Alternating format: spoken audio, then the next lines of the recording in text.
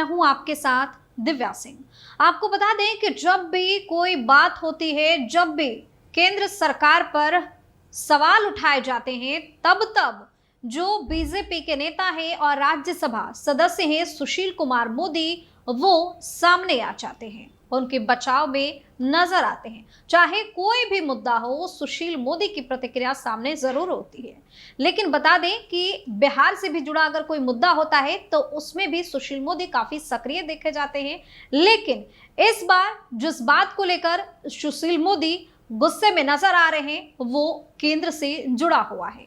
दरअसल आपको बता दें कि एक बार फिर से सुशील कुमार मोदी ने तमाम जो विपक्षी पार्टियां हैं उन पर जोरदार तरीके से हमला बोला है और इस बार एनसीपी चीफ शरद पवार के बयान को उन्होंने आधार बनाया है और ये बताया है कि जनहित के मुद्दे को लेकर कोई मुद्दा नहीं है विपक्षी पार्टियों के पास, ये केवल देश के प्रधानमंत्री के खिलाफ साजिश रचते रहते हैं और उन्हें बदनाम करने की कोशिश में लगे रहते हैं। चलिए विस्तार पूर्वक बताते हैं कि आखिर पूरी खबर क्या है। बिहार के पूर्व डिप्टी सीएम और बीजेपी से राज्यसभा सांसद सुशील मोदी ने विपक्षी पार्टियों पर एक बार फिर से करारा हमला बोला है। इस बार उन्होंने एनसीपी चीफ शरद पवार के बयान को आधार बना लिया है।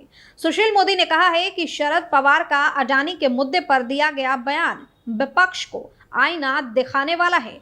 उन्होंने कहा कि सिर्फ पीएम नरेंद्र मोदी को बदनाम करने के लिए विपक्ष द्वारा राफेल, अडानी, ईडी को मुद्दा बनाया गया है। विपक्ष के पास जनहित से जुड़ा कोई भी मुद्दा उठाने के लिए नहीं रह गया है। सुशील मोदी ने कहा है कि अडानी मुद्दे पर जेपीसी की मांग से शरद पवार का स्वयं को अलग करना विपक्ष को आईना दिखाने वाला है। ममता बनर्जी भी कांग्रेस की इस तर्कहीन मांग के पक्ष में नहीं थी।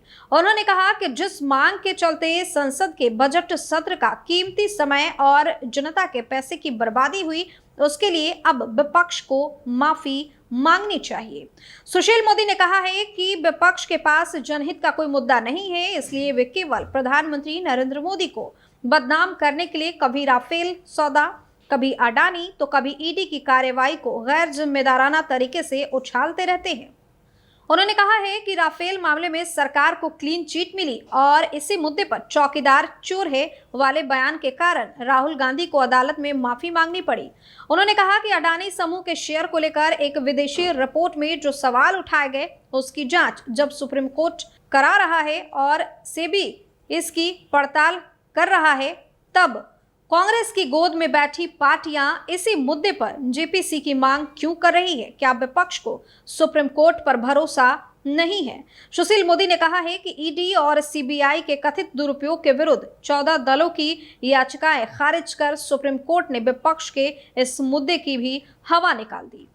तो साफ तौर पे एक बार फिर से जो बीजेपी नेता है सुशील कुमार मोदी, वो तमाम विपक्षी पार्टियां जो है केंद्र में उन पर हमलावर दिख रहे हैं। आप कह सकते हैं एक तरीके से करारा हमला बोला है उन्होंने और इस बार जो उनका विषय है वो अडानी मुद्दे को लेकर है, राफेल मुद्दे को लेकर है, ईडी मुद्दे को लेकर है। जिस तरीके से तमाम विपक्षी पार्टियां इन तमाम मुद्दों पर सवाल उठाती रही है, इसी को लेकर सुशील कुमार मोदी ने उन्हें जवाब देने का काम किया है। हालांकि जिस तरीके से एनसीपी चीफ शरद पवार का बयान सामने आया उसी को आधार बनाकर उन्होंने एक बार फिर से तमाम विपक्षी पार्टियों पर जोरदार तरीके से हमला बोला है। हालांकि वो ये भी कहते नजर आ रहे हैं कि इनके पास कोई जनहित का मुद्दा नहीं है, इसलिए ये देश के प्रधानमंत्री नरेंद्र मोदी को बदनाम करने की कोशिश करते रहते हैं।